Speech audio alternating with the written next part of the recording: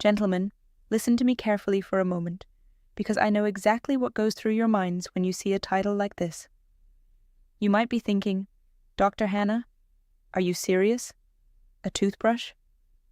The thing that sits in a cup next to the sink morning and evening and is only there to remove flat spots. And I completely understand this idea because at first glance it sounds absurd, almost like crazy claims from dubious internet forums that promise more than they can deliver. But I ask you to silence your inner skeptic for a few minutes.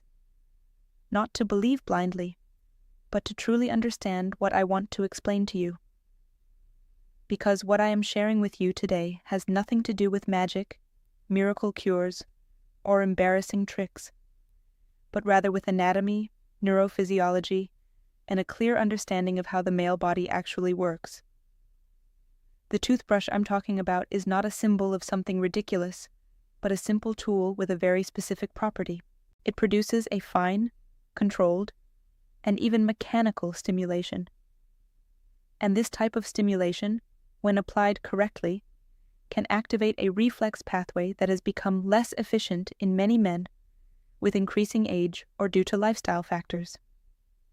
When we talk about erections, most people automatically think about blood flow. And yes, blood is a key component of the equation. But blood doesn't just flow there spontaneously because it feels like it. The body is not a random system. Every physical reaction needs a signal, a trigger, a neurological impulse. Imagine your body as a perfectly engineered vehicle. The tank is full, the engine is intact, but if the electric ignition is not working correctly, the car will not start. For many men, the problem is not the fuel, but the wiring, i.e., the efficiency of neuronal signal transmission. And this is precisely where an area comes into play that is rarely discussed, although it is of great anatomical importance. The area between the scrotum and anus, the so-called perineum, is a small piece of skin and underlying tissue that is rich in nerve structures.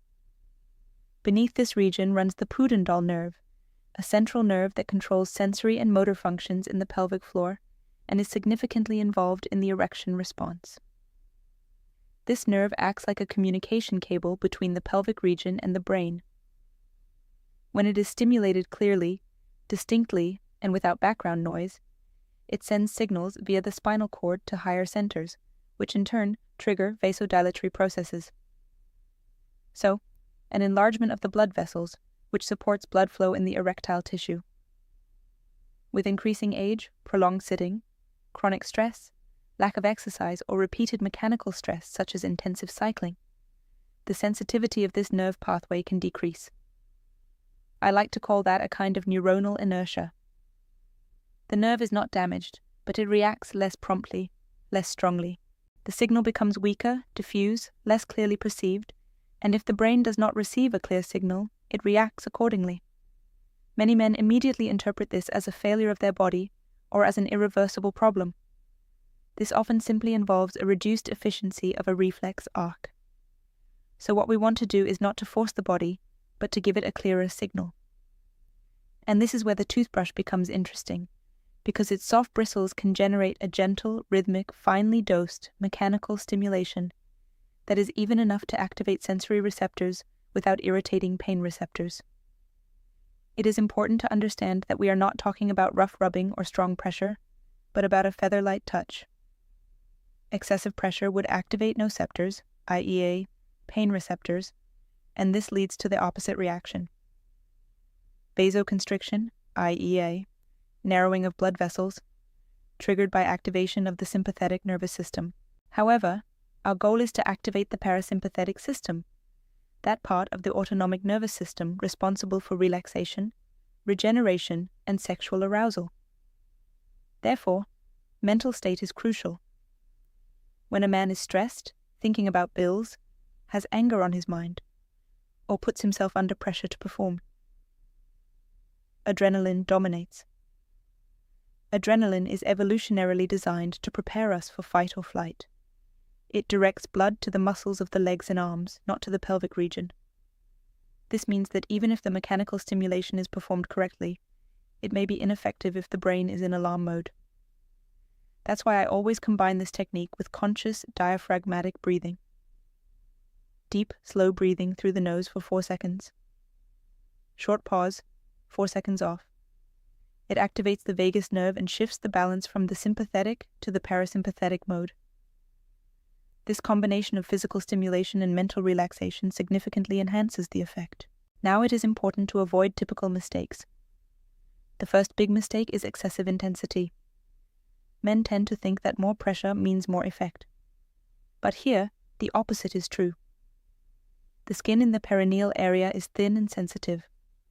Excessive friction can cause irritation, numbness, or even temporary hypersensitivity. The second mistake is choosing the wrong toothbrush. Hard or medium bristles are unsuitable. Only soft or extra soft bristles are suitable. The third mistake is excessive duration. A nerve reflex does not require a 10-minute continuous stimulus. On the contrary, excessive stimulation can lead to adaptation, causing the receptors to respond less. 20 to 30 seconds is sufficient. The fourth mistake is incorrect timing. This technique is intended as a short-term preparation, ideally 2 to 5 minutes before intimate activity. If it is applied too early, the effect is lost. The procedure itself is simple, but precise. Privacy and relaxation are essential. Access to the perineum should be comfortable while sitting or standing. First, the target zone is located by hand to get a feel for the spot. Then, the clean, dry, or slightly warmed toothbrush is gently placed on the area without pressure. The movements consist of small microcircles and light rhythmic tapping, alternating to avoid sensory habituation. Meanwhile, the described breathing technique is performed. Many men report a slight tingling, warmth, or a subtle increase in erection, tension within a few seconds. However, it is important to maintain realistic expectations. This technique is not a substitute for medical diagnostics in cases of serious organic causes, but rather a supportive measure for mild to moderate functional impairments. And I want to speak quite frankly here. Erectile problems affect men of all social classes, age groups, and lifestyles. They are not a sign of weakness, a moral failure, or a final judgment on one's masculinity. In my clinical experience, I have seen men who appeared strong and successful on the outside, but were deeply insecure on the inside because their bodies no longer reacted as they used to. The crucial point is to regain control by understanding how your own body works. Knowledge reduces anxiety, and anxiety is one of the biggest obstacles to sexual response. A man's body at 60 or 70 years old is not the same as it was at 20, but it is by no means inoperative. He simply sometimes needs more targeted, conscious stimulation and an environment that promotes relaxation rather than pressure.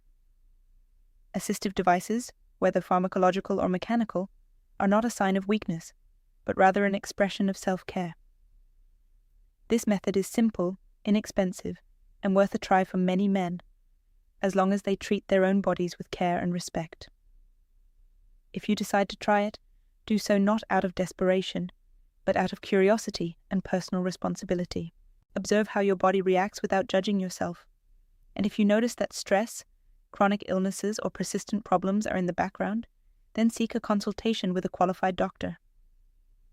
Men's health is not a taboo subject, but an integral part of your quality of life.